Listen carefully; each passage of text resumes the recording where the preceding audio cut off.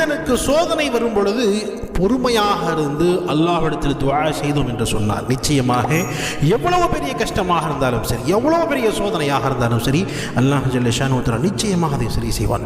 அல்லாஹ் ஜல்ல ஷானஹு தஆலா மனிதர்களை பலவிதமாக சோதனைக்குள்ளாக்குவான். வியாபாரத்தில் அல்லாஹ் ஜல்ல ஷானஹு தஆலா ஏதாவது குறைபாடுகளை ஏற்படுத்தி அல்லாஹ் சோதனைக்குள்ளாக்குவான்.